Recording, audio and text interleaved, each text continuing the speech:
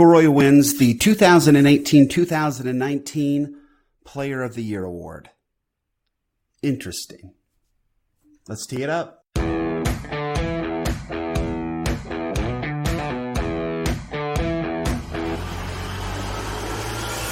Welcome to Data Access Golf, your home for rapid golf improvement. And now, from the thin air of the Rocky Mountains, next on the number one tee, your host, Aaron Stewart. Hey everyone, Aaron Stewart, Data Access Golf, the podcast. Thanks for joining me here today. So it's been announced, Rory McIlroy has won Player of the Year.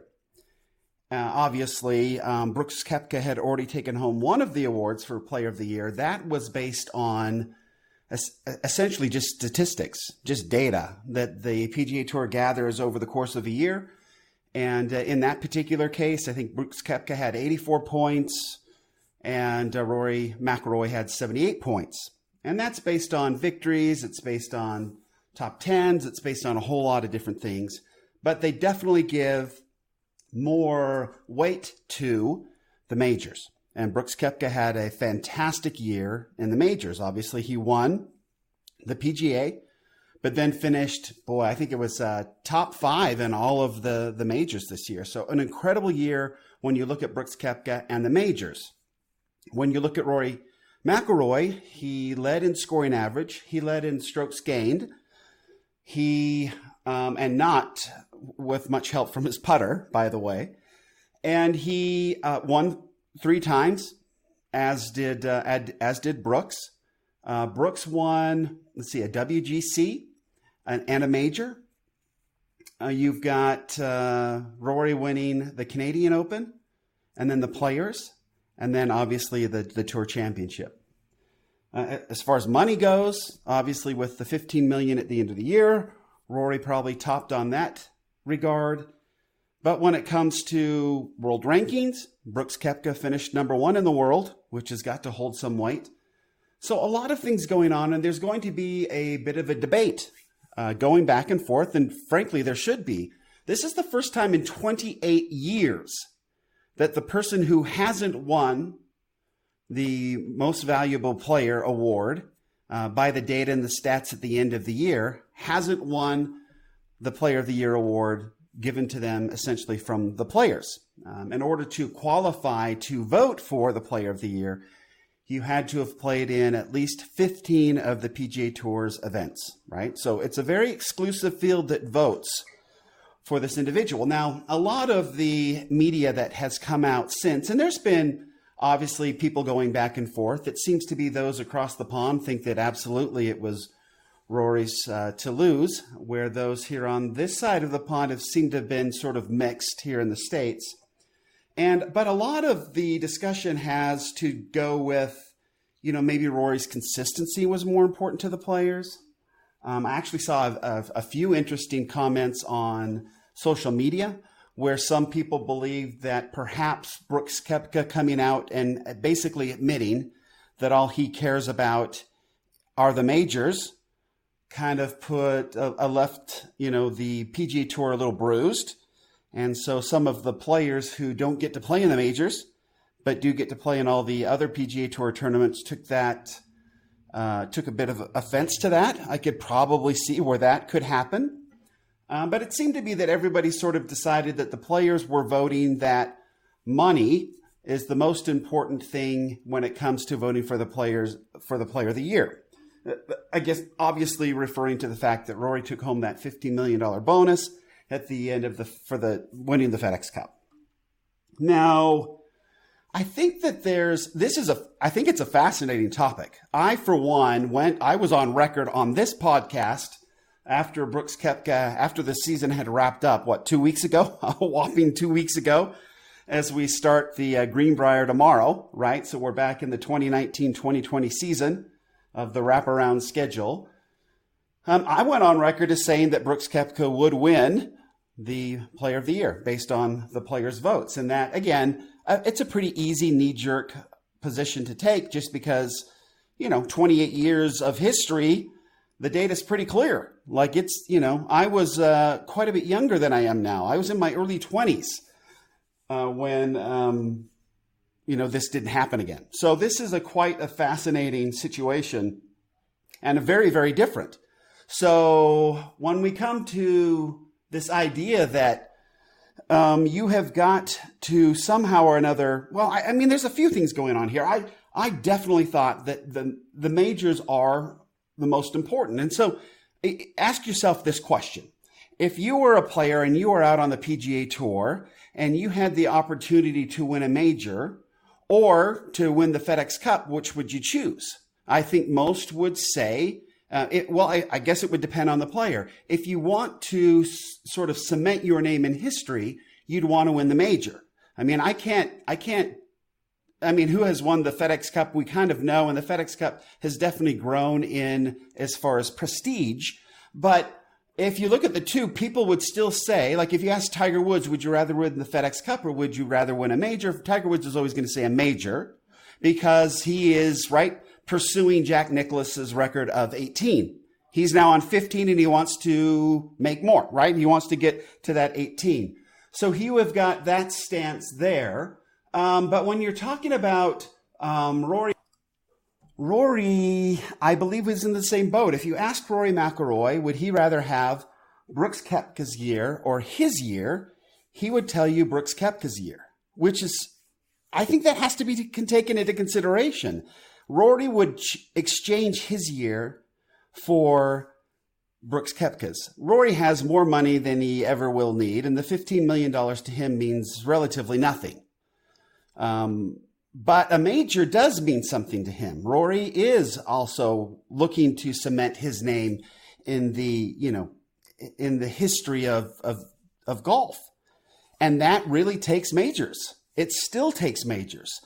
And so it's a very interesting situation when the person who wins the award will admit that he would rather have another player's season rather than his own.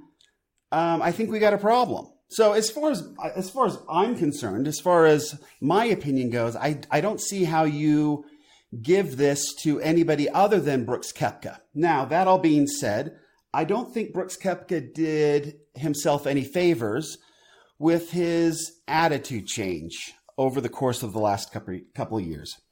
So it used to be that Brooks Koepka didn't say a whole lot. He stayed quiet. He sort of just did his own thing and didn't really make much comment. And then there was this situation over the course, I guess it was a couple of years ago, when he was sitting courtside and he spoke to an NBA player, and he decided that now that he had won a major, he had the right, or maybe the responsibility, I believe it was more of a right than a responsibility in his mind, to start spouting off and sharing his opinion. And obviously we live in a free country and everybody's entitled to their own opinion, but Brooks Koepka's opinions have come out to obviously against slow play, and he's been somewhat negative in calling people out, and people have applauded him for it. But I think that others are maybe those who are maybe those players who do tend to play a little bit slower than other players decided that they weren't so happy with Brooks Koepka, and so they decided to vote for Rory McIlroy.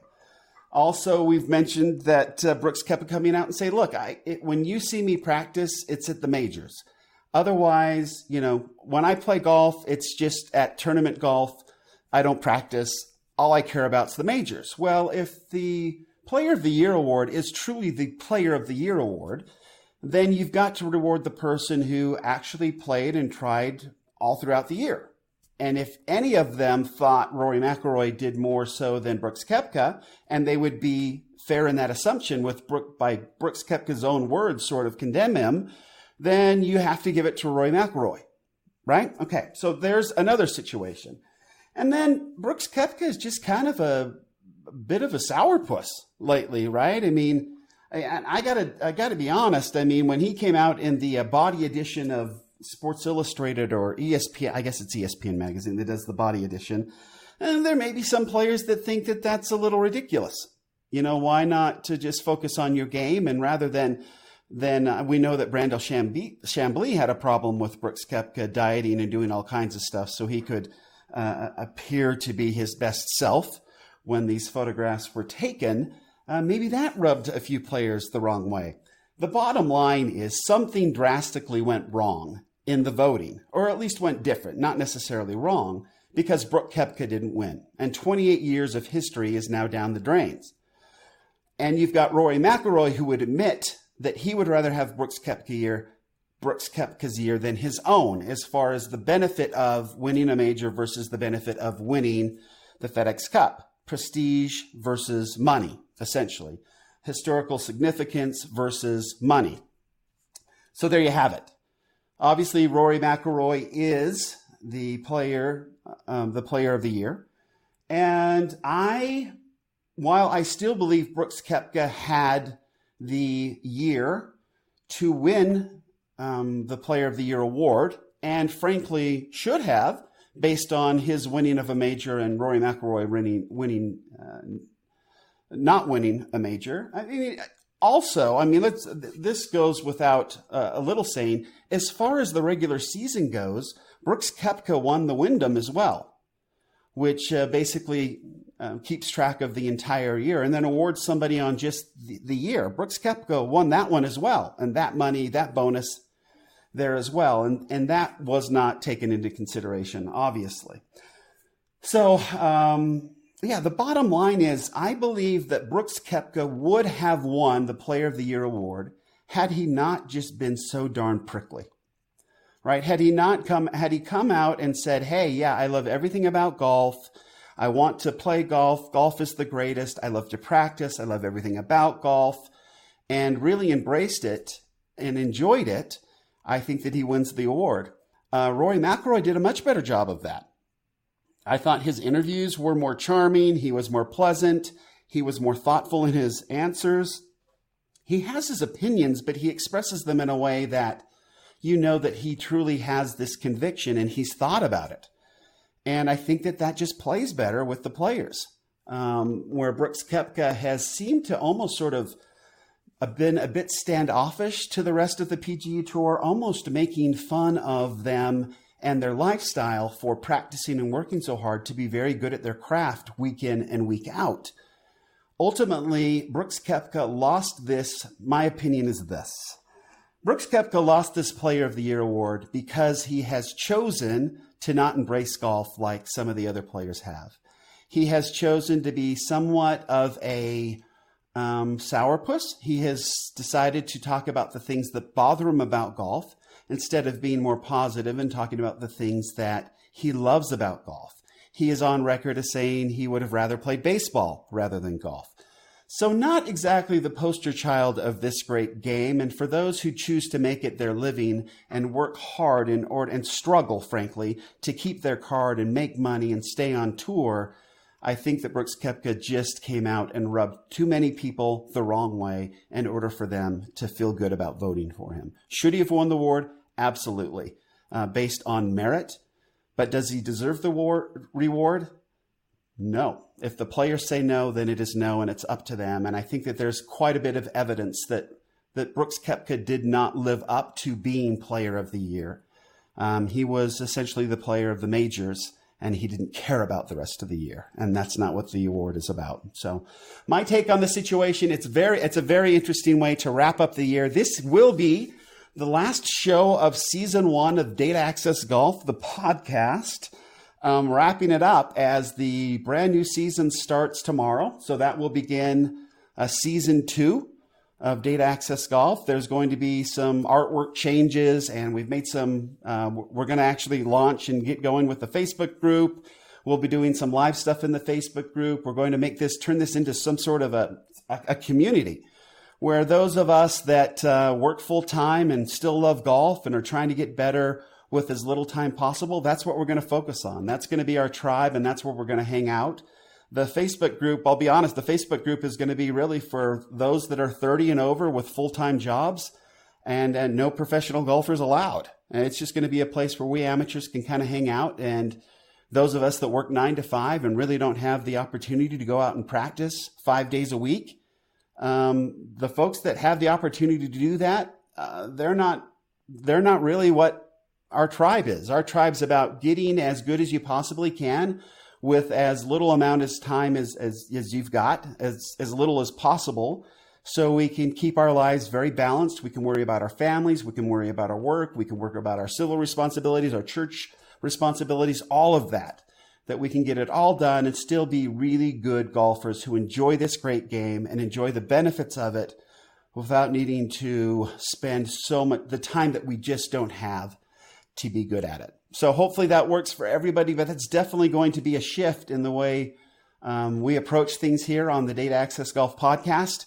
It's really going to be about folks that want to get better at golf and want to do it as efficiently as possible, embracing technology, changing mindset, figuring out how to use small spaces and really good drills to get better, especially over the winter months. So when it comes time for spring and we get going, that we feel like we have actually improved our game, which I have been able to do a number of years in a row over the winter months. My game improves more over the winter months than it does while playing. And I think that we can definitely work together and share those ideas and those tips and tricks to get that done for all of us. So we will start that tomorrow, right? The new season starts tomorrow, and our new focus will start tomorrow as well. So until next time, this is Aaron Stewart from Data Access Golf, the podcast, signing off for the last time in season 1 and saying for one last time, better data always means better golf. Thanks. Thanks for listening to Data Access Golf with Aaron Stewart. Check us out online at dataaccessgolf.com, and we'll see you on the next episode.